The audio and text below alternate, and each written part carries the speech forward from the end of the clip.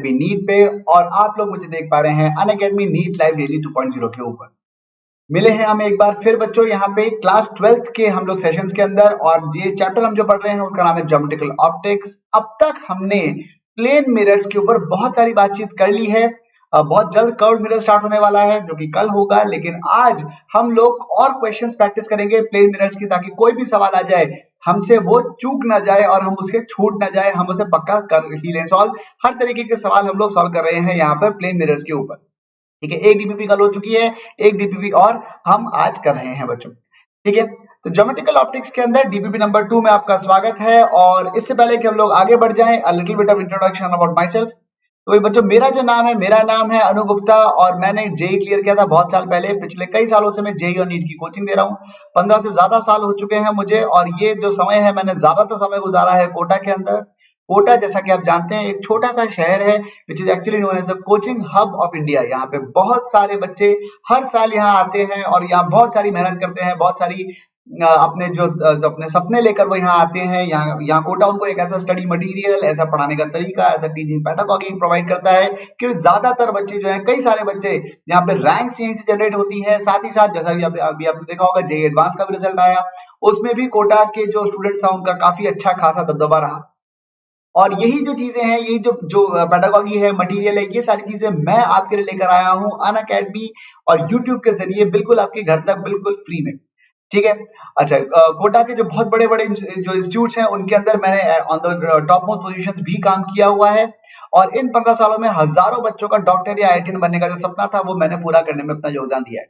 ये सारी बातें मैं आपको सिर्फ इसलिए बता रहा हूँ ताकि आपको ये बात समझ में आए कि मेरा जो एक्सपीरियंस है, जो मैंने बच्चों के साथ जो समय व्यतीत किया है, उसके चलते मुझे काफी सारी इतनी चीजें तो पता है ही कि कम से कम नीट में किस तरीके के क्वेश्चंस आते हैं और कैसे क्वेश्चंस हमको सॉल्व करने चाहिए, जैसा कि मैं डीपीपी के अंदर लेकर आया हूं, ताकि आपका जो कॉन्फिडेंस है वो इतना बिल्ड हो जाए कि जो आपने जो अपना एक टारगेट बना रखा है ना, मे बी आपका टारगेट एम्स है, मे बी आपका टारगेट कोई गवर्नमेंट कॉलेज, मेडिकल कॉलेज की एमबीबीएस की सीट है, जो भी आपका टारगेट है, आप उस टारगेट तक पहुंच पाए। यही यही जो सोच है, यही सोच मेरी यहाँ पे जो टीम है उसकी भी है, बहुत ही एनर्जेटिक, बहुत ही एंथुसियास्टिक और बहुत ही ज्यादा हार्ड वर्किंग टीम जो मेरे साथ है, जो लगातार ये कोशिश करती रहती है कि हमारे जो बच्चे हैं उनके अंदर बिल्कुल बढ़िया से एंथू बना रहे, जोश से भरे रहें और इतना इंटरेस्ट डेवलप हो जाए पढ़ाई के प्रति कि वो अपने आप ही क्वेश्चन सॉल्व करते करते और पढ़ाई करते करते अपने मुकाम को हासिल कर लें। अगर आपको हमारी टीम का हिस्सा बनना है या अगर आपको हमसे जुड़ना है तो आपके पास टेलीग्राम का चैनल, आपका टेलीग्राम की ऐप होनी चाहिए। फिर आप जाएंगे अपने किसी भी वेब ब्राउजर के अंदर, वहां पे डालेंगे ये वाला यूआरएल डालते ही आप बन जाएंगे हमारी टीम का हिस्सा। और इस टीम के अंदर होगा क्या, इस टीम के अंदर ये बन जाएगा कि आप इसमें जो टेलीग्राम का जो चैनल है, इस वाले लिंक के अंदर क्या मिलेगा आपको, इससे आपको हमारे जितने भी टेलीग्राम के चैनल में जितने भी लिंक्स हैं वो सारे लिंक आपको मिल जाएंगे, सारे चैनल्स के लिंक मिल जाएंगे। जो भी आपके लिए जो सबसे ज्यादा सुटेबल है वो वाला लिंक क्लिक कीजिए और उस पर्टिकुलर चैनल का हिस्सा बन जाइए, ताकि जो भी चीजें हम आपके लिए लेके आ रहे हैं उन सब की आपको मतलब जो नोटिफिकेशन है वो आपको मिलती रहे, चाहे वो स्पेशल क्लासेस हो, क्विजेस हो, प्रो वचन्स हो, नॉर्मल रेगुलर क्लासेस हैं, जो भी कुछ हो रहा है सबकी आपको यहाँ पर नोटिफिकेशन मिलती रहेंगी। ये तो कोई बात जो होने वाला है उसकी। व्हाट अबाउट जो हो चुका है, हमने बहुत सारी क्लासेस ली हैं और वो लेके हमने यूट्यूब पे आपके लिए रखी हुई है, ताकि आप उन्हें देखें और आपका ज्ञान जो है वो बढ़ जाए। उसके लिए हमने क्या किया हुआ है, उसके लिए हमने यहाँ पे बनाई रखी है एक बहुत ही खूबसूरत चीज जिसका नाम है वीडियो बुक। वीडियो बुक क्या चीज है, बेसिकली अगर आप ये वाला यूआरएल डालते हैं, ये वाला यूआरएल डालने से क्या होगा, आप वीडियो बुक पे पहुंच जाओगे। वीडियो बुक ये इस तरीके की चीज है। वीडियो बुक के अंदर क्या है कि जितने भी हमने वीडियोस बना के रखे हुए हैं सबकी बकायदा प्लेलिस्ट बना रखी है। अगर आप क्लास 12th की प्लेलिस्ट ढूंढ रहे हो तो क्लास 12th की जो प्लेलिस्ट है बच्चों वो इस जगह मिलेगी। ठीक है, P12 पे आप क्लिक करोगे तो फिजिक्स की क्लास 12th की प्लेलिस्ट मिल जाएगी। वहां पे बस क्लिक करते जाइए और देखते जाइए कौन कौन से वीडियोस अवेलेबल हैं। लाइन से वीडियोस देखिए, कोई इधर उधर भटकने की जरूरत नहीं है। खास बात यह है कि जो YouTube पे हजारों लाखों वीडियोस पड़े हैं, कहीं गोते लगाने की जरूरत नहीं है, कहीं अपना टाइम वेस्ट करने की जरूरत नहीं है। लाइन से पढ़िए, काम पे चलिए, आगे बढ़िए। ठीक है। अच्छा, अनअकैडमी का सब्सक्रिप्शन क्यों लेना चाहिए, क्या बहुत सारे फायदे हैं, बहुत सारे रीजंस हैं। वो रीजंस के बारे में हम लोग बाद में विस्तार से बात करेंगे, पर मुद्दे की बात यहाँ पर ये है, सबसे काम का जो सब्सक्रिप्शन होता है वो या तो 1 साल वाला होता है या 2 साल वाला होता है। क्यों? क्योंकि यही आपको समय देता है पूरा तैयारी करने का। ठीक है, 1 महीने, 3 महीने, 6 महीने में बच्चों आप पूरी की पूरी तैयारी नहीं कर सकते। जहां जैसा अभी नीट अगर 2020 की मैं बात करूं, 16 लाख बच्चे नीट 2020 में बैठे थे और उसमें से सिर्फ 40 या 42 हजार जो सीट्स हैं वो है गवर्नमेंट मेडिकल कॉलेज की। अगर 16 लाख बच्चे 40,000 सीट के लिए फाइट कर रहे हैं तो देखो हलवा तो नहीं है। और ऑब्वियस ही बात है, अगर आप न्यूटन आइंस्टीन कैटेगरी नहीं है तो मोस्ट प्रोबेबली आप 1 महीने या 3 महीने या 6 महीने में उस मुकाम को हासिल नहीं कर पाएंगे, उस एक्सपर्टीज को हासिल नहीं कर पाएंगे जो आपको चाहिए होगी एक गवर्नमेंट मेडिकल कॉलेज की सीट के लिए। ठीक है, आपको चाहिए पूरा 1 साल या कम से कम 2 साल, जो जितना भी आपके पास टाइम है उस हिसाब से पूरी की पूरी कोचिंग। ठीक है, हालांकि अब में देखा जाए तो अगर आने वाले 2020 के लिए अब 8 महीने ही बचे हैं, लेकिन जितना हो सकता है उतना ज्यादा समय हम लोग यूज करेंगे। सबसे ज्यादा इकोनॉमिक जो है वो पड़ते हैं यहाँ पे 12 महीने या 24 महीने के सब्सक्रिप्शन। उसमें भी अगर आप चाहो, वैसे तो ये 24 महीने के सब्सक्रिप्शन को अगर आप देखो तो 50 रुपीज पर डे का पड़ता है यार ये। ठीक है, और 1500 रुपए पर मंथ पड़ रहा है, जो 50 रुपए पर डे के हिसाब से रह गया बस। और उसमें भी अगर आप उसको भी कम करना चाहो तो आप यहाँ पे, मैं आपको एक कोड दे देता हूँ, कोड है अनु10, अनु क्योंकि अनु मेरा नाम है, 10 क्योंकि 10% का मैक्सिमम डिस्काउंट मिल जाता है आपको अगर आप ये वाला कोड यूज करते हैं। तो ये वाला कोड यूज करते हो तो उससे आपको 10% का तो डिस्काउंट मिलता है, साथ ही साथ आपको मिलती है मेरी गाइडेंस, मेरे 15 साल का जो एक्सपीरियंस है बच्चों के साथ समय जो मैंने गुजारा है, मुझे पता है बच्चों को किस तरीके की समस्याएं आती हैं। फॉर एग्जाम्पल सर क्वेश्चन तो हो जा मतलब आप जब क्वेश्चन कराते हो तब तो क्वेश्चन हो जाते हैं, लेकिन जब घर जाते हैं और क्वेश्चन खुद से सॉल्व करने की कोशिश करते हैं तो न्यूमेरिकल हिलते ही नहीं है। ये एक समस्या है, ये टाइम मैनेज नहीं होता, ये जो भी समस्याएं हैं उन सब सारी समस्याओं का जो निवारण है वो आपको यहाँ पे या तो मेरी गाइडेंस ले लो, और साथ ही आपको मिलेगा मेरा सपोर्ट। सपोर्ट का मतलब क्या हो गया? सपोर्ट से मेरे कहने का मतलब ये है कि जो भी आपकी समस्याएं आ रही हैं कि सर हम, एक तो हो गया कि भाई कंसेप्चुअल प्रॉब्लम्स है, वो तो मेरी गाइडेंस के अंदर आ गया। जनरल सपोर्ट का मतलब ये हो गया कि सर क्वेश्चन हमसे सॉल्व नहीं हो रहे हैं, या हम मतलब कौन से सब्जेक्ट को ज्यादा महत्व दें, किस पे ज्यादा टाइम स्पेंड करें, किस पे कम टाइम स्पेंड करें, दिन का शेड्यूल कैसा हो, टाइम मैनेजमेंट नहीं हो पा रहा है, मटेरियल समझ में नहीं आ रहा है कि सर ये वाला मटेरियल करना है कि नहीं करें, वो वाला मटेरियल, दोनों ही केसेस हो सकते हैं, मटेरियल कम है या बहुत ज्यादा है, और दोनों ही केसेस में मैं हूं ना। ठीक है, तो मैं आपको हेल्प करूंगा और मैं आपको बताऊंगा कि भाई देखो देखो बेटा, इसको इस तरीके से संभालना है और ये सब करना है। पर ये सारी चीजें आपको तभी मिलेंगी जब आप अनअकैडमी का सब्सक्रिप्शन लोगे थ्रू दिस कोड। ठीक है, उसी केस में आपको मतलब आपको मेरी मेंटरशिप मिल पाएगी और आपको मेरी हेल्प मिल पाएगी। साथ ही साथ यहाँ पे एक चीज और भी है कि आप आइकनिक जो सब्सक्रिप्शन है वो भी ले सकते हैं। उस केस में आपको पर्सनल गाइडेंस मिलेगी। समझ लो, ये 3 चीजें अलग अलग है। एक है आप ताजमहल घूमने चले गए, आपने कोई गाइड नहीं लिया, आपके पास एक किताब थी, आप किताब पढ़ते जा रहे हो, चीजें देखते जा रहे हो और ठीक है चल रहा है, वो भी बढ़िया है। दूसरा केस ये हो गया कि आपका जो पूरा ग्रुप था उस पूरे ग्रुप ने एक गाइड कर लिया, वो गाइड आपको हर चीज दिखा रहा है। देखो यहाँ पे ये होता है, जेन्युइन गाइड्स, ठीक है, वो आपको दिखा रहा है बेटा ये होता है, ये होता है, देखो ये होता है, देखो ये होता है, यहाँ पे ऐसा होता था, वहां पे ऐसा होता था, इस तरीके से वो सारी चीजें दिखा रहे हैं। ठीक है, वो उसमें आपका कहीं ध्यान इधर उधर भी है, कुछ भी है, कुछ चल रहा है, तो गाइड ने तो अपना बता दिया और आपने सुन लिया। ठीक है, तीसरा होता है आइकनिक सब्सक्रिप्शन, या एक और लेवल ऊपर जाते हैं जब आपके साथ एक पर्सनली आपका गाइड होता है, एक बंदा आपको अकेले को समझा रहा है कि भाई ये यहाँ पे ये होता है, यहाँ पे होता है, कोई दिक्कत हो तो बताओ। ठीक है, तो बस यही डिफरेंस है, एक यूट्यूब का वीडियो हो गया, फिर एक प्लस हो गया, फिर एक आइकनिक हो गया। अब इसके आइकनिक सब्सक्रिप्शन थोड़ा सा ज्यादा एक्सपेंसिव है। ठीक है, उसकी प्राइसेस के बारे में हम लोग बाद में बात करेंगे। हाल फिलहाल जो 1 साल की फीस होती है वो 27,000 रुपए है after discount for plus subscription, और 2 साल की फीस है 32,400 रुपए after discount plus after the subscription. ठीक है, एक बात मैं आपको यहाँ पे याद दिला दूं, प्राइस हाइक का अलर्ट ऑलरेडी आ चुका है, यानी कि अक्टूबर के अंदर अंदर ये प्राइस बढ़ने वाली है। ये जो आपको प्राइस दिख रही है ना, ये 50 रुपए पर डे, 27,000 रुपए, 32,400 रुपए, ये प्राइस नहीं रह जाएगी, बहुत जल्दी ये प्राइस बढ़ने वाली है। तो इसलिए as soon as possible if you are actually planning to buy और टू टेक अ सब्सक्रिप्शन, तो ले लो जितनी जल्दी हो सकता है, ताकि आपका समय और पैसा जो दोनों के दोनों बच सके। बिल्कुल कल से ही क्लास में आ जाओ प्लस के अंदर। ठीक है, चलिए, अच्छा रही बात फ्री वाली क्लासेस की, तो सर फ्री में क्या दे रहे हो आप, तो ये बताओ। तो भाई फ्री में हम जो आपको दे रहे हैं वो है ये वाला यूआरएल लो, इसको डालो वेब ब्राउजर के अंदर।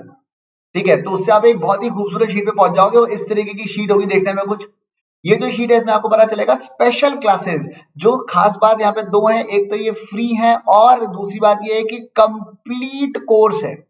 ठीक है, पूरा फिजिक्स की बात कर रहा हूं मैं, क्योंकि मैं सिर्फ फिजिक्स ही पढ़ा सकता हूं। तो मेरी तरफ से फ्री क्लासेस, कंप्लीट क्लासेस उन बच्चों के लिए जो वाकई पढ़ना चाहते हैं, वो यहाँ पे अनअकैडमी की ऐप इंस्टॉल करें। ठीक है। और साथ ही साथ वेब ब्राउजर में जब आप ये वाला यूआरएल डालते हो तो आपको ये वाला पेज मिल जाता है जो आपके सामने इस वक्त दिख रहा है। इस वाले पेज के अंदर अगर आप ध्यान से देखो, ये कुछ क्लासेस के लिंक्स दे रखे हैं। ये क्लासेस चल रही हैं अपनी मंडे, वेडनेसडे और फ्राइडे को, जिसमें मैं 11th क्लास को पढ़ाता हूँ, और यहाँ चल रही है ट्यूसडे, थर्सडे, सैटरडे को, जहाँ पे मैं 12th क्लास को पढ़ाता हूँ। ठीक है। तो ट्यूसडे, थर्सडे, सैटरडे को शाम को 6 से 7 ये टाइम फिक्स है। शाम को 6 से 7 डेली मेरी एक फ्री स्पेशल क्लास होती है, जिसके लिए आपको कोई अमाउंट पे करने की जरूरत नहीं है। बस क्लास में आइए और बन जाइए हीरो। ठीक है। एक चीज तो ये होगी। अच्छा, दूसरी बात यहाँ पे ये है कि एक काम आप यहाँ पे ये कर सकते हो। कई बार बच्चे मुझसे पूछते हैं कि सर आपसे अगर डायरेक्टली बात करनी है तो कैसे कर सकते हैं। बहुत सिंपल है बच्चों। जब आप ये वाला पेज खोलोगे तो यहाँ पे आपको एक लिंक मिलेगा। इस लिंक पे क्लिक करोगे तो इस लिंक पे क्लिक करते ही आप मेरी अनअकैडमी की ऐप, मेरी प्रोफाइल पे पहुंच जाओगे। वहां से आप डायरेक्टली मुझे मैसेज कर सकते हो। वहां से मुझे फॉलो अगर आप कर लेते हो तो क्या होगा कि मैं जितनी भी क्लासेस लेता हूँ सबके नोटिफिकेशन अपने आप ही आपको मिलते रहेंगे, ताकि आपकी कोई भी क्लास मिस नहीं होगी। ठीक है।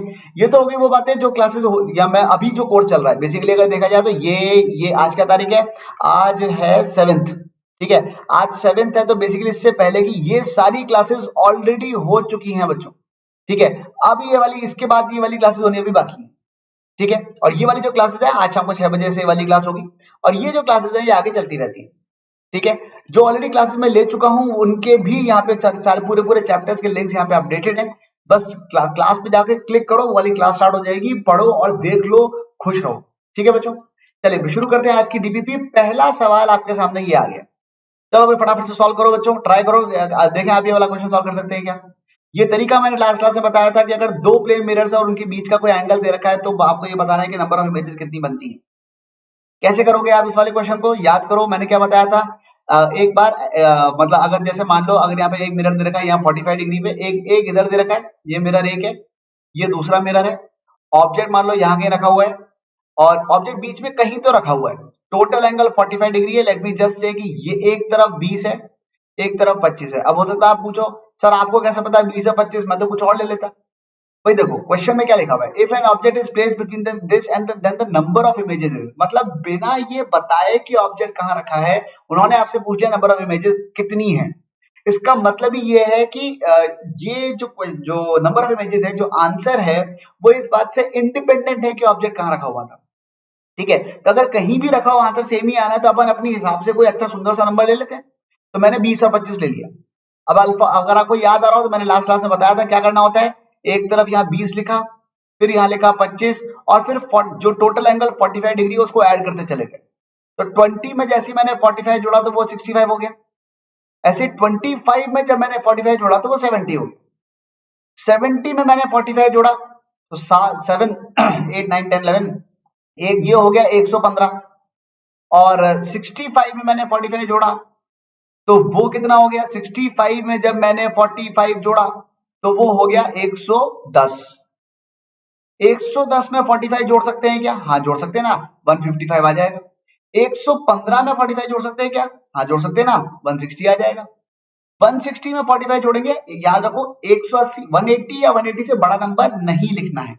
180 या उससे बड़ा नंबर नहीं लिखना है। तो अगर ये हो गया 160, तो 160 से बड़ा नंबर अगर मैं उसमें 45 जोड़ता तो वो 205 बन जाता। 205 नहीं लिखना है, 180 से बड़ा नंबर लिखना ही नहीं है। और यहाँ पे 45 जोड़ता तो ये 200 बन जाता, वो भी नहीं लिखना है। तो अब क्या करना होता है, अब अगली जो स्टेप होती है वो ये होती है कि हमें यहाँ पे टोटल नंबर गिनने कितने आए, 1 2 3 4 5 6 7 8। अब या तो 8 ही आंसर है, या फिर बस एक बार चेक कर लो ये लास्ट और 45 का सम मिलके कहीं 360 तो नहीं आ रहा। अगर वो एग्जैक्ट 360 आ गया इसका मतलब आंसर 8 - 1 यानी कि 7 होगा।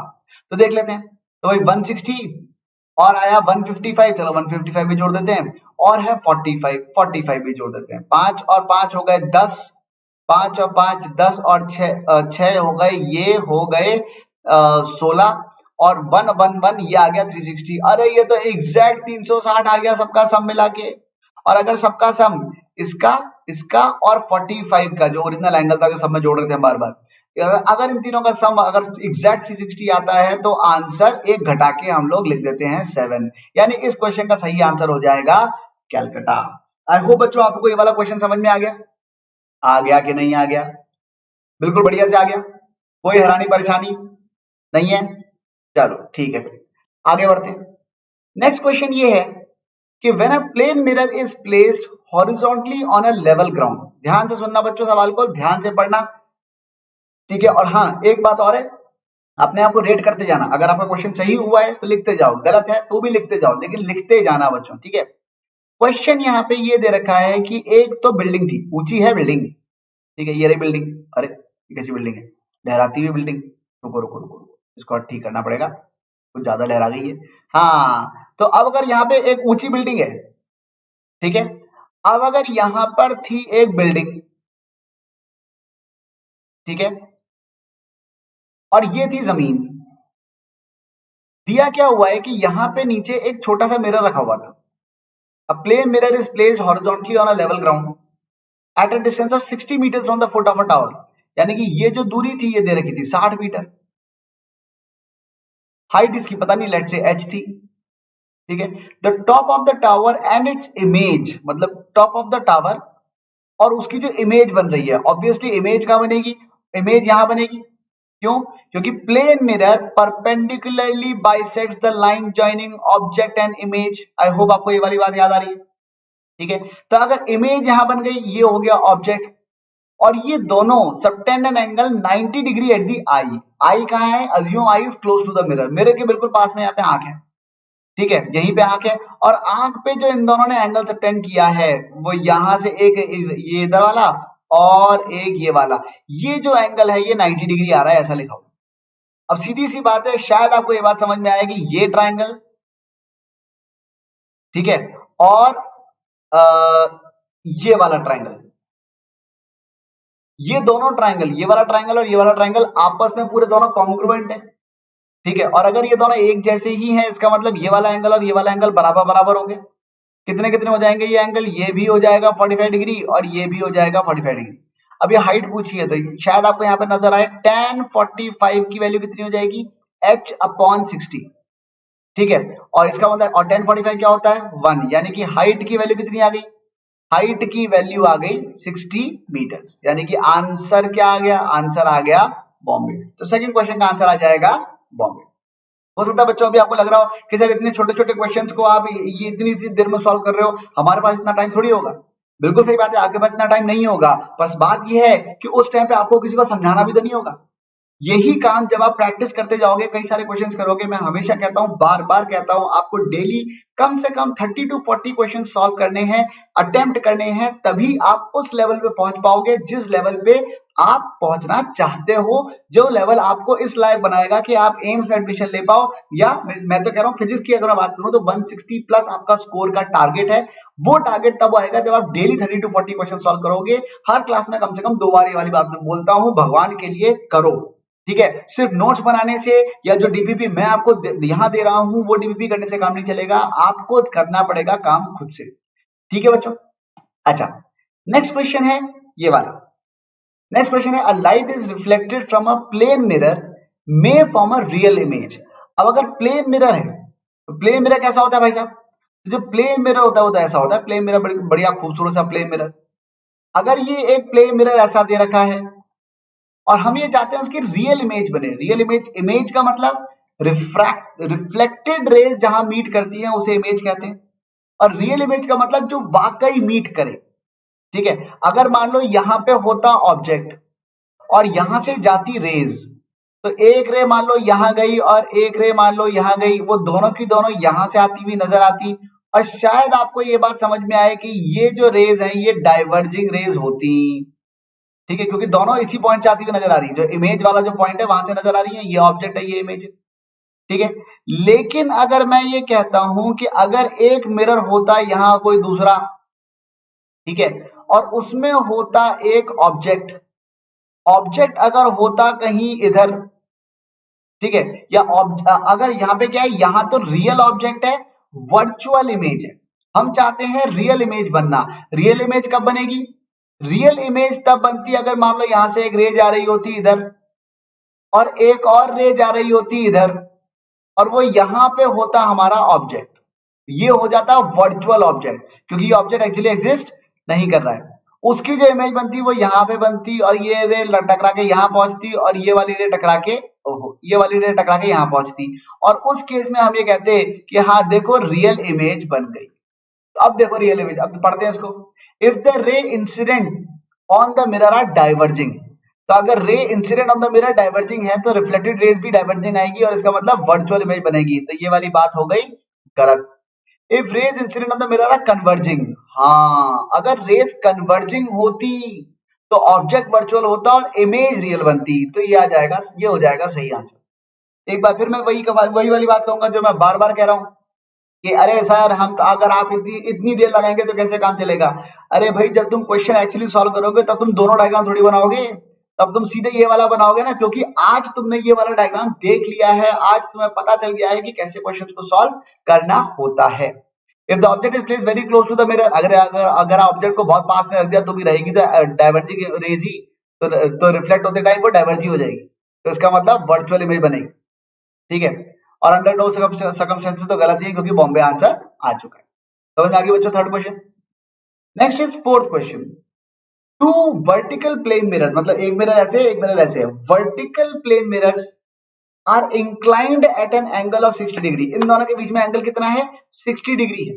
ठीक है, अगर मैं आसमान से देखूं तो मुझे ये नजर आएगा कि भाई एक मिरर तो ये वाला है, ठीक है, और एक मिरर ये वाला है, और इन दोनों के बीच में जो एंगल है वो 60 डिग्री है। ये आसमान से देख रहा हूं मैं, ये दोनों मिरर्स वर्टिकल है। ठीक है, ये वाला जो एंगल है ये 60 डिग्री है, ऐसा क्वेश्चन में लिखा हुआ है। ठीक है, a ray of light travelling horizontally, horizontally मतलब ये जो स्क्रीन का जो प्लेन है यही हॉरिजॉन्टल प्लेन है, और इस प्लेन में एक लाइट आई, is reflected first from one mirror and then from the other mirror. तो अगर ये अब ये पहले एक बार यहाँ टकराई, फिर यहाँ टकराई, फिर वहां चली गई, एंड द रिजल्टेंट डेविएशन। अब देखो अगेन इस क्वेश्चन को करने का एक तरीका तो ये है कि रैंडम थीटा एंगल पे मारो, फिर देखो यहां से कहां गई, फिर वहां से कहां गई, फिर दोनों पार्ट का डेविएशन निकालो और ऐड कर दो। लेकिन यहाँ पे थोड़ा सा स्मार्ट तरीका ये हो जाएगा कि भाई जब मुझे पता है कि रिजल्टेंट डेविएशन की एक वैल्यू पूछी गई है बिना ये बताए कि इंसिडेंट रे किधर आई थी या कैसे आई थी, इसका मतलब मैं ये कह सकता हूं कि जो जो अपने को अच्छा लगता है अपन उस एंगल पे इसको मारे ताकि बढ़िया नजर आए। अगर आपको याद आ रहा हो ऐसा क्वेश्चन में हमने क्लास में किया था बच्चों कि अगर रे एक मिरर के पैरेलल आती है, 2 बार कर चुका है ऐसा क्वेश्चन अलग अलग तरीके से, अब मैं तीसरे केस में उसी को उठा रहा हूं फिर से। अगर एक मिरर के पैरेलल रे आई और वो यहां से टकराई और फिर यहां से आने के बाद वो इधर चली गई, तो अगर ये एंगल 60 डिग्री होता है, एक मिरर के पैरेलल अगर रे आके टकराती है तो टकराने के बाद नीचे जाती है और फिर सेकंड रिफ्लेक्शन के बाद वो दूसरे वाले मिरर के पैरेलल हो जाती है। ये वाला क्वेश्चन आई होप आपको याद होगा, 2 अलग अलग इंस्टेंसेस पे हम ये वाला केस कंसिडर कर चुके हैं। सीधी सी बात अब ये हो गई, आ रही थी, जब आ रही थी तो किधर आ रही थी? जब आ रही थी तो इस डायरेक्शन में आ रही थी और फाइनली गई इस डायरेक्शन में। अगर वो आई इस डायरेक्शन में बच्चों और गई इस डायरेक्शन में, इसका मतलब वो बेसिकली 120 डिग्री घूम गई। ठीक है, क्योंकि ये 60 है, ये भी 60 है, ये भी 60 है, ये भी 60 है, ये भी 60, सारे एंगल से 60 है, ये भी 60 है। अब अगर ये टोटल 180 है, ये 60 है, तो ये 120 हो जाएगा। इसका मतलब 120 डिग्री क्लॉकवाइज घूम गई। पर ध्यान से देखो ऑप्शन में 120 है ही नहीं, तो आंसर क्या आएगा? 120 क्लॉकवाइज घूमी, या इसी बात को मैं ऐसे भी तो कह सकता हूं कि वो 240 एंटी क्लॉकवाइज घूमी। ठीक है, क्लॉकवाइज 120 घूमी या 240 एंटी क्लॉकवाइज घूमी, एक ही बात है। तो यानी कि 120 नहीं है तो क्या हुआ? 240, तो आंसर ऑप्शंस में है ही सही। यानी कि सही आंसर जो हो जाएगा वो हो जाएगा 240 डिग्री। समझ में आ गई बच्चों ये वाली बात? ये है आज का फोर्थ क्वेश्चन। आई होप बच्चों आप ये क्वेश्चंस को सॉल्व कर पा रहे हो और मतलब अपना जो स्कोर है वो फटाफट आप लिखते जाओ ताकि मुझे पता चलता जाए कि आप लोग सही किस ट्रैक पे चल रहे हैं। ठीक है, नेक्स्ट क्वेश्चन है ये वाला, बढ़िया सा सवाल, नन्ना मुन्ना सा, बिल्कुल प्यारा सा क्वेश्चन है। A small object is placed 10 centimetre in front of a plane mirror. चलो भाई पहले तो प्लेन मिरर बनाते हैं। तो ये बन गया हमारा प्लेन मिरर। ठीक है, ऑब्जेक्ट जो था स्मॉल ऑब्जेक्ट वो इससे 10 सेंटीमीटर दूरी पे रखा हुआ है, तो ये दूरी होगी 10 सेंटीमीटर। ठीक है, if you stand behind the object 30 centimetre from the mirror, mirror से 30 सेंटीमीटर की दूरी पे अगर हम खड़े हो गए, ये मैं ही आ गया। ठीक है, तो ये जो दूरी है वो यहां से आ गई 30 सेंटीमीटर। ठीक है, and look at the image, and look at its image. अब इसकी इमेज क्या बनेगी, ये अगर O है, ये फर्स्ट मिरर है, तो जो इमेज है वो यहाँ पे I1 पे आ जाएगी, I1 इमेज बन गई, और ये दूरी हो जाएगी 10 सेंटीमीटर। अब अगर मैं यहां से खड़े होके, मान लो ये मेरी आंख है, ये इधर मैं देख रहा हूं, ठीक है, और ये मेरी आंख है, अगर ये मेरी आंख है और मुझे इमेज पे ध्यान लगाना है, तो मुझे कितनी दूरी पे चीज को फोकस करना पड़ेगा। अगर मैं पास में देखता हूँ, मुझे फोकस यहाँ करना पड़ता है, थोड़ा दूर गया फोकस, थोड़ा दूर हो गया, ये थोड़ा और दूर हो गया। अगर मैं इमेज, अगर मैं तुम्हें देख रहा हूँ तो मैं उस तरफ फोकस कर रहा हूँ। अगर अब मैं यहां से देख के अगर इमेज को फोकस कर रहा हूं, तो मुझे कितनी दूरी पे फोकस करना पड़ेगा, तो जो टोटल डिस्टेंस हो जाएगा वो हो जाएगा 40 सेंटीमीटर, यानी कि आंसर हो जाएगा कैलकाटा। तो फिर उस क्वेश्चन का जो आंसर आएगा वो आ जाएगा कैलकाटा। समझ में आ रही है बच्चों सबको, ये वाली सब बातें समझ में आ रही है क्या? अच्छा, अब इसके बाद जो अगली जो चीज आती है वो है ये, a man runs towards a mirror at a speed of 15 metre per second. ठीक है, एक ये मिरर है, एक आदमी है, वो इधर जा रहा है 15 मीटर पर सेकंड से। तो आई होप आपको ये वाली बात समझ में आती है कि उसकी जो इमेज है वो पीछे आ रही होगी 15 मीटर पर सेकंड से।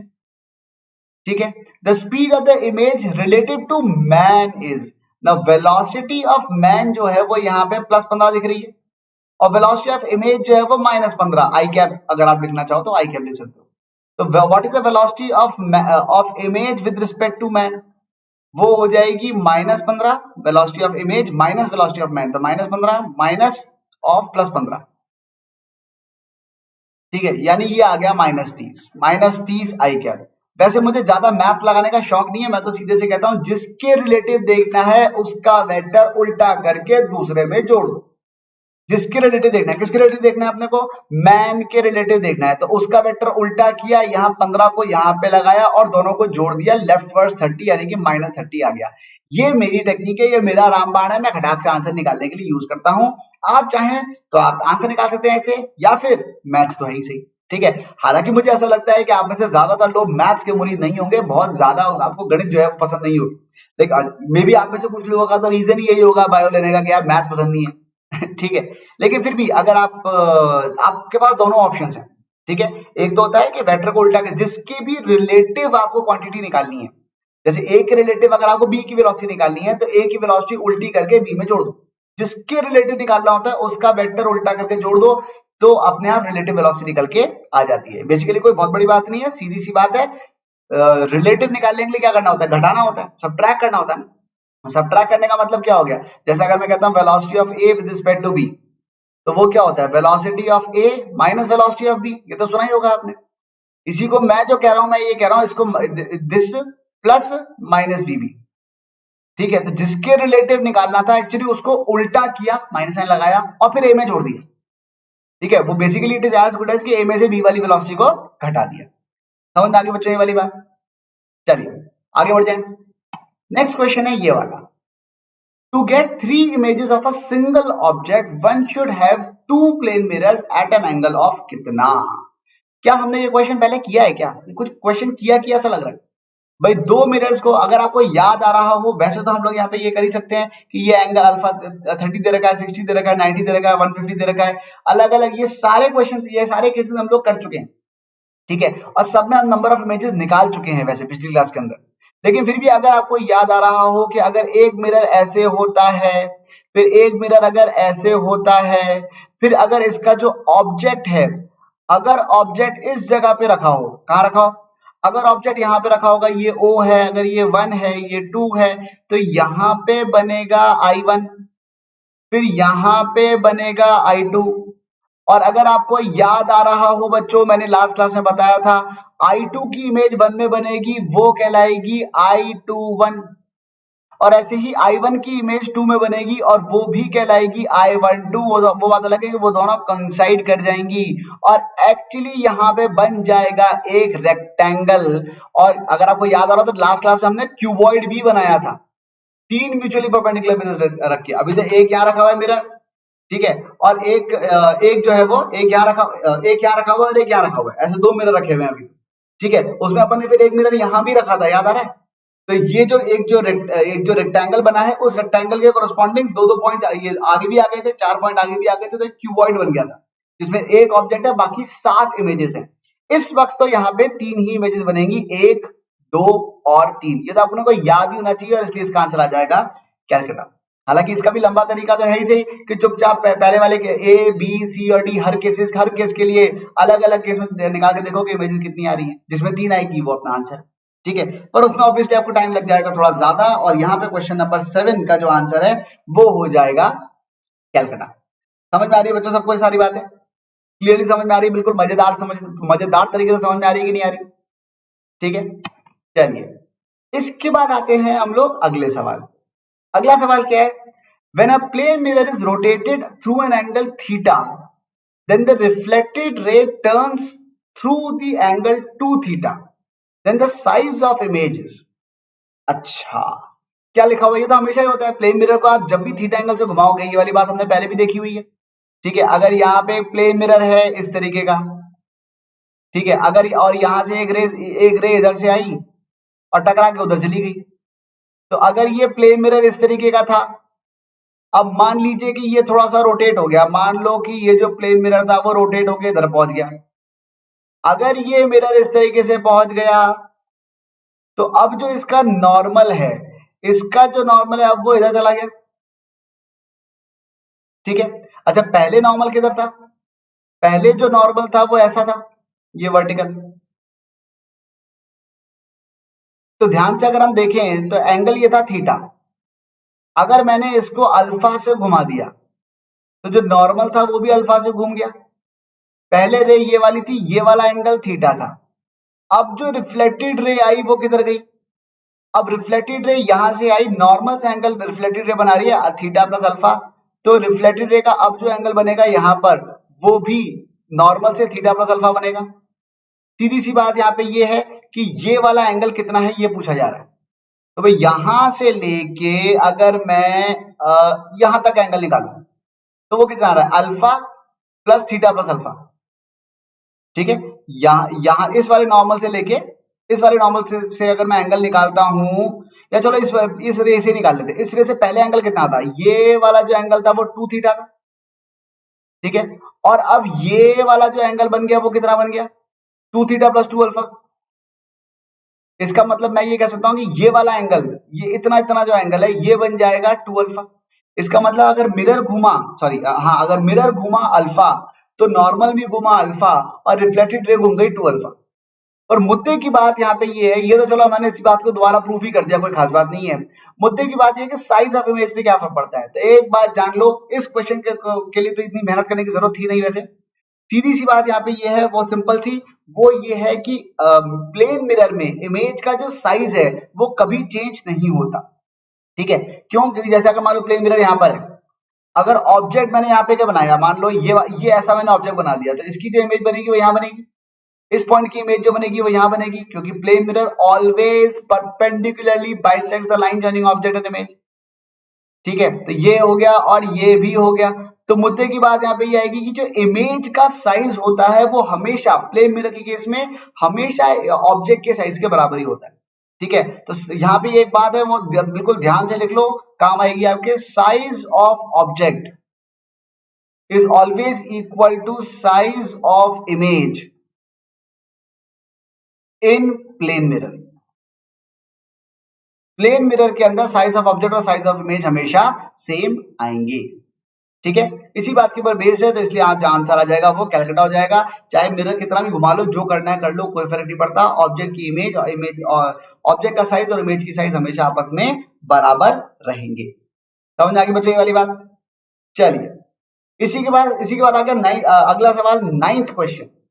नाइन्थ क्वेश्चन है focal length of a plane mirror. अब यहाँ पे क्या कुछ कुछ नए टर्म्स आते जा रहे हैं, जो मैं जानबूझ के इन टर्म्स को मैं आपके सामने इंट्रोड्यूस कर रहा हूँ, क्योंकि आगे ही हमारे बहुत काम की है। जैसे कि अभी हमने देखा कि size of object, size of image के बारे में इससे पहले हमने बात नहीं करी थी, लेकिन अब शायद आपको समझ में आ गया होगा।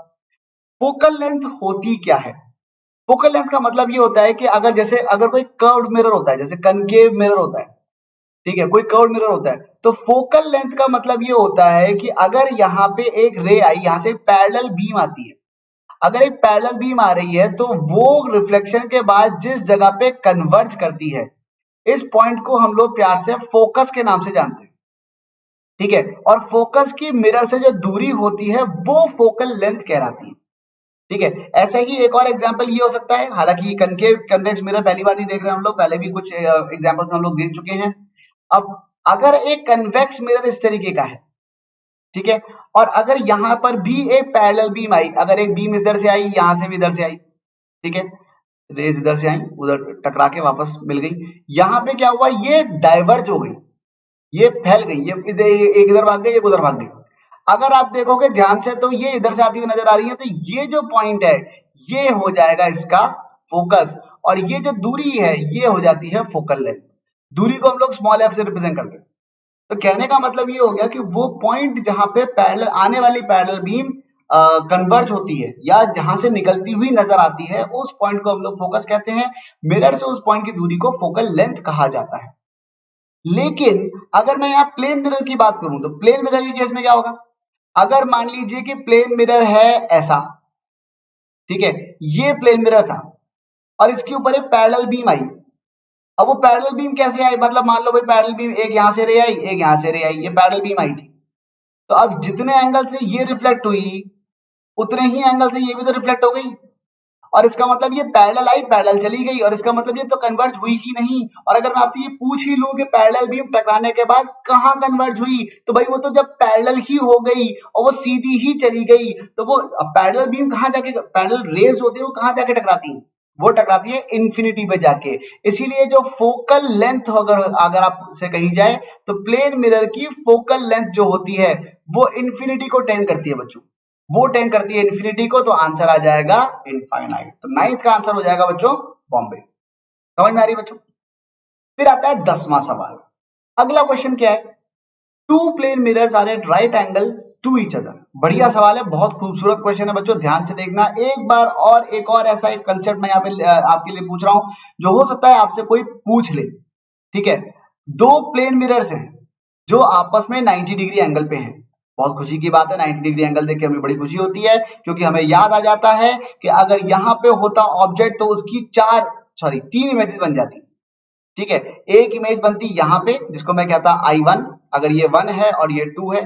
फिर एक इमेज बनती यहाँ पे जिसे मैं कहता, इधर नीचे बना दिया, यहाँ पे जिसे मैं कहता I2, और इसकी इमेज यहाँ बनती है और उसकी इमेज यहाँ बनती है, और ये जो पॉइंट होता है ये कहलाता I12 कह लो इसको, या I21 कह लो, वो दोनों एक ही जगह पे कोइंसाइड कर जाते हैं, ठीक है। अगर इस तरीके की इमेजेस बन जाती है, अब क्वेश्चन देखो क्या पूछ रहे हैं यहाँ पे, बहुत ध्यान से देखना बच्चों, सवाल बहुत ही खूबसूरत क्वेश्चन है। क्वेश्चन में वो ये पूछ रहे हैं कि अगर एक आदमी ने अपना राइट हैंड ऊपर उठाया तो वो जो तो कितनी इमेजेस में एक्चुअली राइट हैंड ऊपर उठेगा।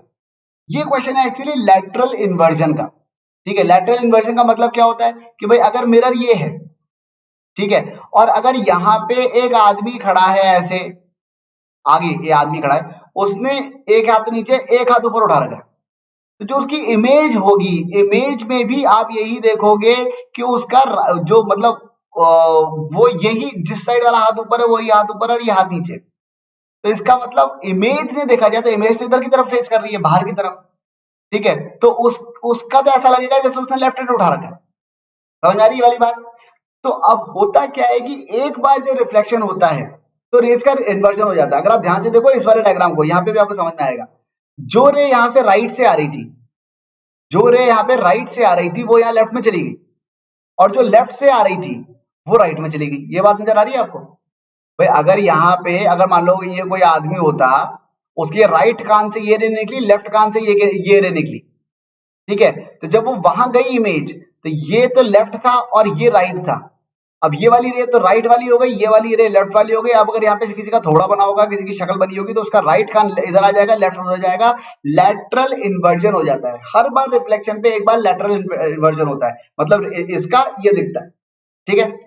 अब जैसे यहां पर क्या होगा, अब एक बार रिफ्लेक्शन पे उल्टा हो गया, फिर रिफ्लेक्शन करोगे फिर उल्टा हो जाएगा। तो मुद्दे की बात यहाँ पे ये है कि यहाँ पे देखो तीन इमेजेस बनी है, ठीक है। ये इमेज सिर्फ एक ही रिफ्लेक्शन पे बनी, ये इमेज भी एक ही रिफ्लेक्शन बनी है। ये वाली बात हमने कल करी थी, जितने नंबर लिखे उतने रिफ्लेक्शन हुए। तो I1 एक रिफ्लेक्शन से बनी है, I2 भी एक ही रिफ्लेक्शन से बनी है। तो इस वाले ने तो अपना लेफ्ट हैंड ऊपर कर रखा होगा, इसने भी अपना लेफ्ट हैंड ऊपर कर रखा होगा।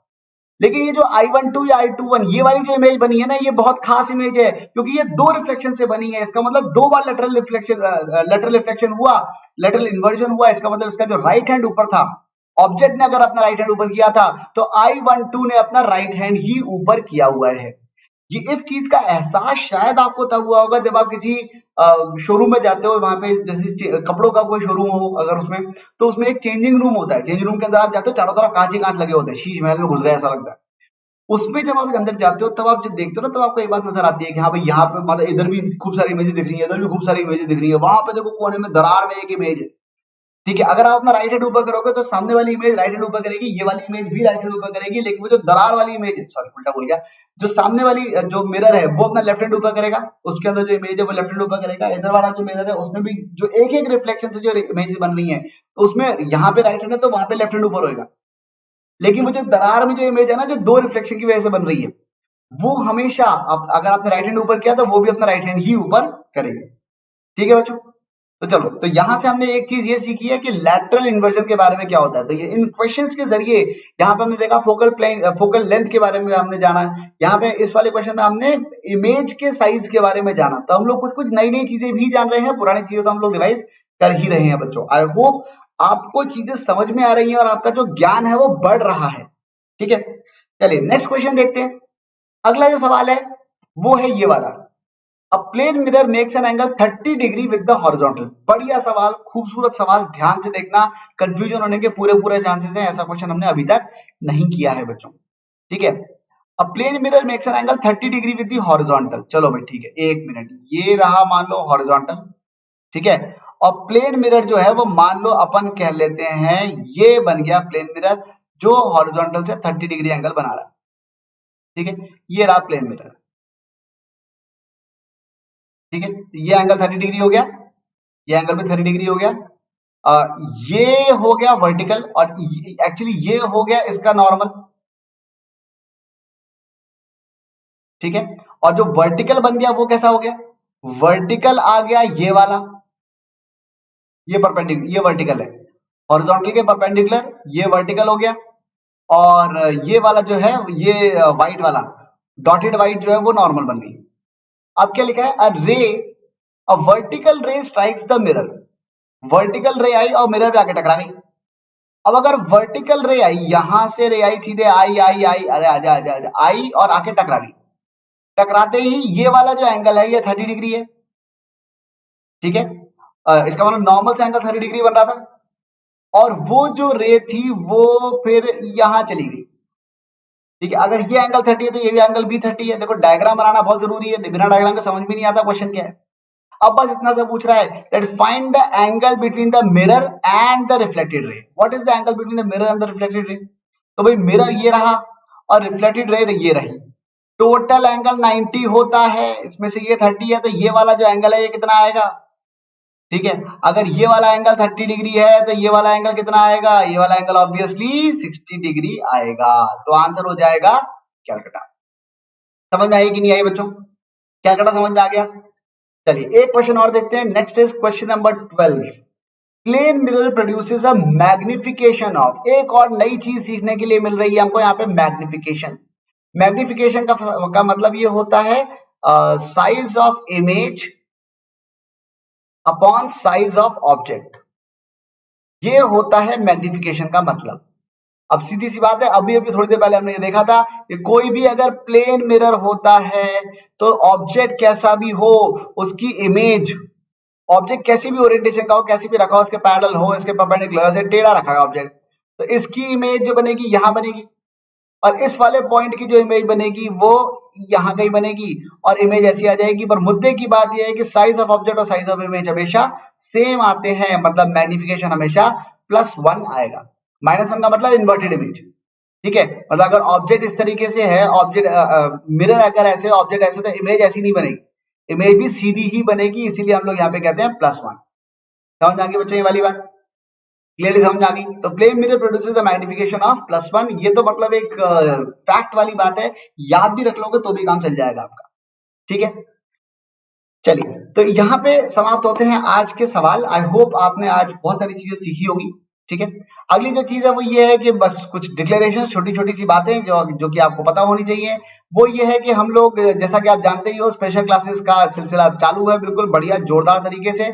रोज शाम को 6 से 7 बजे मैं आपके लिए स्पेशल क्लासेस लेता हूँ। स्पेशल क्लासेस में मैं सारे जो जितने भी हमारे टीचर्स हैं वो सभी लेते हैं। मेरी जो स्पेशल क्लासेस हैं उसके अंदर मैं सब कुछ पढ़ाता हूँ, पूरा पूरा पढ़ाता हूँ। बहुत जल्दी मैं एक एएमए भी रखने वाला हूँ, एक आस्क मी एनीथिंग सेशन। ठीक है, वो तो खैर रेगुलरली चलता ही रहता है। अब समय आ गया है कि हम एक बार उसको दोबारा रखें। अगर आपको पता करना है कि मेरी स्पेशल क्लासेस में कब क्या चल रहा है, क्या हो रहा है, तो उसके लिए आपको ये वाला यूआरएल जो है वो डालना पड़ेगा आपके वेब ब्राउजर के अंदर। जैसे आप ये वाला यूआरएल डालोगे, टाइप करके tinyurl.com/anusar special, tinyurl.com/anusar special, जैसे ही आप ये वाला यूआरएल डालोगे, खटाक से ये पूरा का पूरा पेज खुल के आपके सामने आ जाएगा। ये पेज आपको सारी डिटेल्स दे देगा कि मैं कब कौन सी क्लास कितने बजे ले रहा हूँ और कब सी ले चुका हूँ। जो जितनी क्लास हो चुकी है सबकी भी आपको लिंक्स यहाँ पे मिल जाते हैं। ठीक है, अगर आप ध्यान से देखते हो तो मंडे वेडनेसडे फ्राइडे को आपको यहाँ नजर आएगा कि मैं क्लास 11th की को पढ़ा रहा हूँ, और ट्यूसडे थर्सडे सैटरडे को मैं क्लास 12th को पढ़ा रहा हूँ। 11th में चल रहा है, अभी अभी खत्म हुआ है सिंपल हार्मोनिक मोशन, और अभी चल रहा है वेव्स। तो आज है 7 तारीख, तो उससे पहले की ये जितनी भी क्लासेस हैं वो सारी हो चुकी हैं। इन पे आप क्लिक करोगे, ये सब एक्टिवेटेड लिंक्स होंगे वहां पर, इन पे आप क्लिक करोगे तो वो क्लास स्टार्ट हो जाएगी। और अगर आप उसके बाद कहीं क्लिक करोगे तो उसमें आप उस जगह पे पहुंच जाओगे जहाँ पे नोटिफाई मी का ऑप्शन आ जाएगा कि भाई ठीक है, ये वाली क्लास के लिए नोटिफाई कर देना। अगर आप इंडिविजुअली हर क्लास के लिए नोटिफिकेशन नहीं चाहते हो तो आप सिंपल सा एक काम और भी कर सकते हो। ये वाला जो आपको यहाँ पे एक मेरी फोटो होगी, जब आप इस पेज को खोलोगे ना तो मेरी एक फोटो होगी, फोटो के नीचे यहाँ पे यूआरएल है।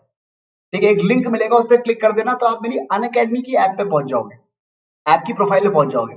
और उस प्रोफाइल पे जाके अगर आप मुझे फॉलो कर लेते हो तो अपने आप ही जितने भी नोटिफिकेशन, मेरी जितनी भी क्लासेस होने वाली हैं सबके नोटिफिकेशन आपको मिलने शुरू हो जाएंगे। एक और खास बात, अगर आप कई बार मुझसे बच्चे मतलब अलग अलग जगहों पे पूछते हैं, चैट में पूछते हैं, इधर उधर पूछते हैं कि सर आपसे डायरेक्टली बात करनी, तो अगर आपसे बात करनी है तो कैसे कर सकते हैं, कैसे मिल सकते हैं, क्या कर सकते हैं? बहुत सिंपल है, अनअकैडमी की ऐप पे जाओ, वहां पे डायरेक्टली मुझे मैसेज कर दो, कोई दिक्कत नहीं है। मैं बहुत ही खुशी खुशी आपको आपकी बातों के जो जवाब है वो दूंगा। ठीक है, अच्छा, और जो यहाँ पे उसी के नीचे अगर आप देखोगे, इसी वाले लिंक पे, सेम लिंक, इसी वाले लिंक पे अगर आप उसके नीचे देखोगे तो आपको यहाँ पे मेरे जितने भी सेशंस हैं, उन सारे जितने भी ऑलरेडी मैं क्लासेस ले चुका हूँ, उन सारी क्लासेस के लिंक आपको मिल जाएंगे। जो चैप्टर मैं पूरे पूरे पढ़ा चुका हूँ वो। इनकी खास बात यही है स्पेशल क्लासेस की, दो खास बात है। पहला तो ये फ्री है, दूसरा कंप्लीट है।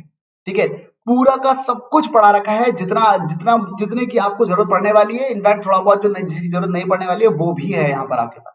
ठीक है, तो उसकी कोई आपको कमी नहीं होगी। वैसे मैं आपको मजाक कर रहा हूँ, जिसकी आपको जरूरत नहीं है ऐसी चीजें बहुत कम है। ठीक है, बहुत कम क्या, नेग्लिजिबली स्मॉल है। ज्यादातर जो जितना आपको चाहिए एग्जैक्टली बिल्कुल नाप तोल के सब कुछ मैंने आपको आपके यहाँ पे आपको बता रखा है।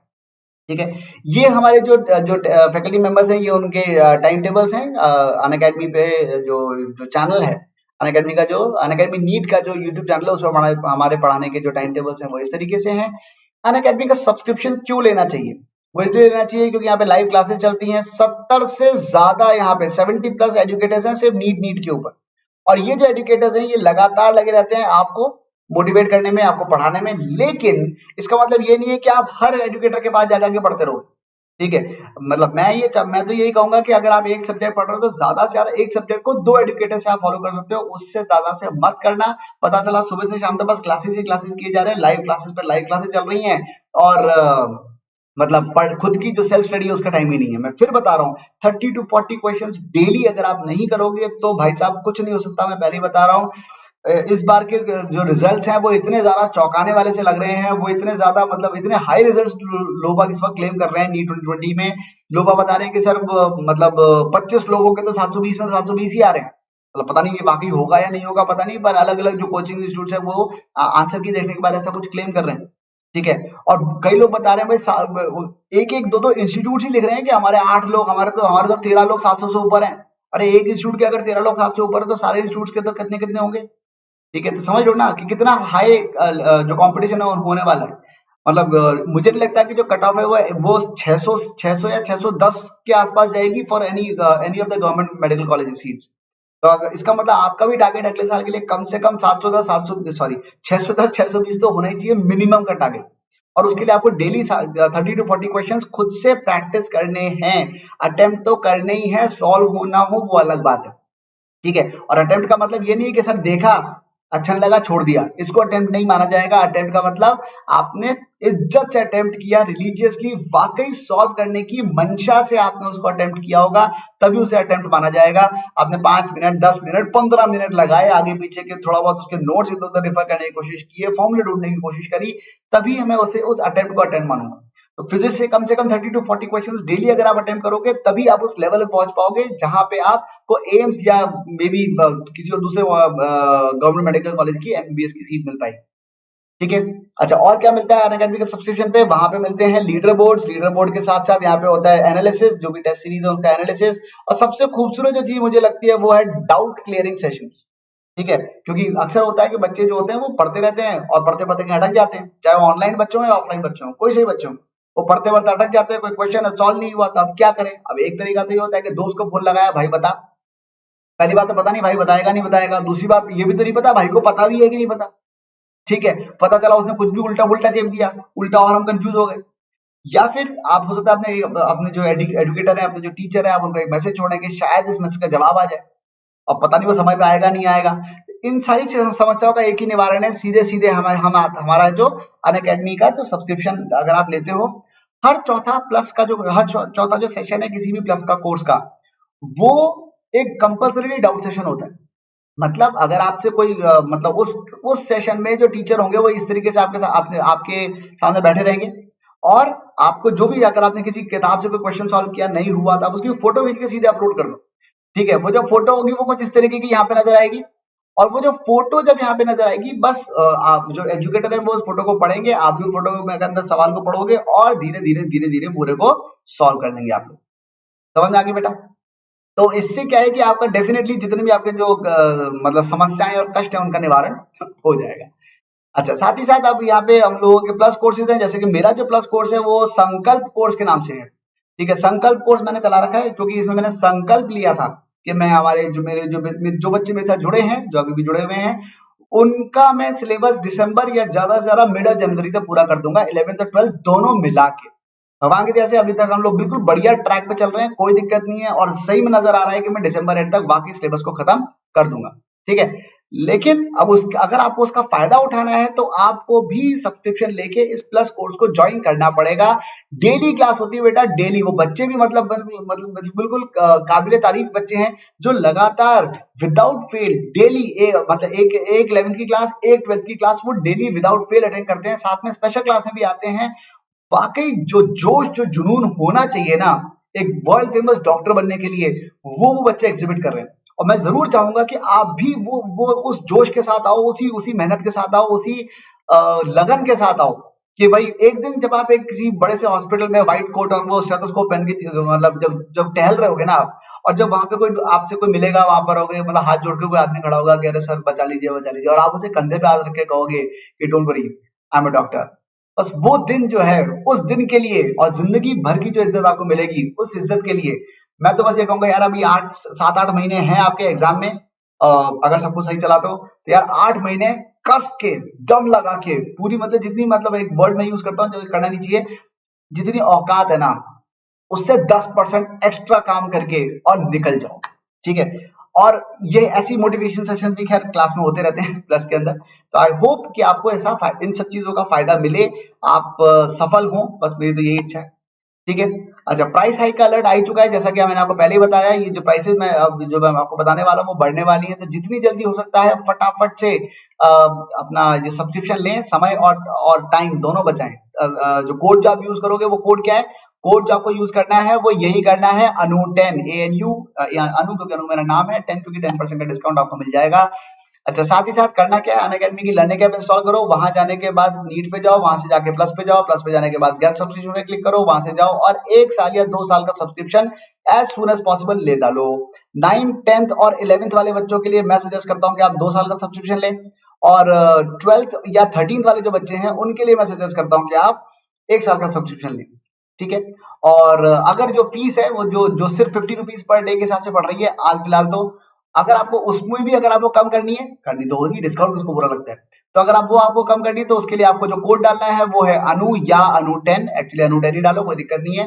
अनु10 कोड डालोगे 10% का तो डिस्काउंट मिलेगा, साथ में आपको मिलेगी मेरी गाइडेंस, मेरे 10 साल का सॉरी 15 साल का तजुर्बा, और साथ ही साथ आपको मिलेगा एक और बहुत इंपॉर्टेंट चीज, और वो है सपोर्ट। चाहे वो मटेरियल से रिलेटेड हो, स्टडी मटेरियल से रिलेटेड हो, कोटा का जो जो बेस्ट मटेरियल है वो मैं आपको प्रोवाइड कराता हूँ।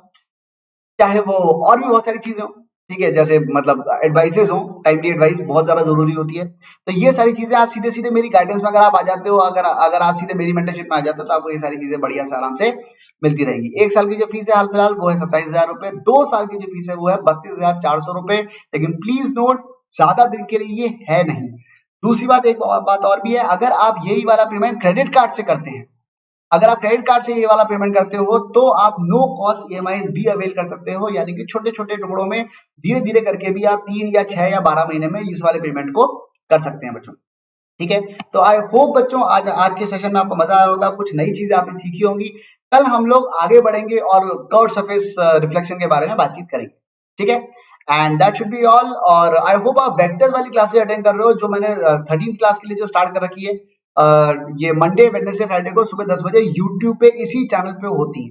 ठीक है, वो जरूर अटेंड करते रहना, क्योंकि उसमें अभी वेक्टर्स चल रहा है, फिर उसके बाद काइनेमेटिक्स चलेगा। 13 के लिए सिर्फ डीबीपीज ही डीबीपीज दिए जा रहा हूँ, मैं बढ़िया बढ़िया सवाल दे रहा हूँ। मतलब हर सेशन में कुछ सवाल देता हूँ उनको, पिछले सेशन के सवाल डिस्कस करता हूँ और कुछ नए सवाल भी कराता हूँ, साथ ही साथ शॉर्ट नोट्स भी देता हूँ। ठीक है, तो आई होप कि आपको मजा आ रहा है और मैं आपको हेल्प कर पा रहा हूँ। And with that we come to the end of the session. Code का याद रखना, और लास्ट में मैं वही कहूंगा जो हमेशा कहता हूँ, क्या, just keep doing your best and keep growing, enjoy, जय हिंद, थैंक यू।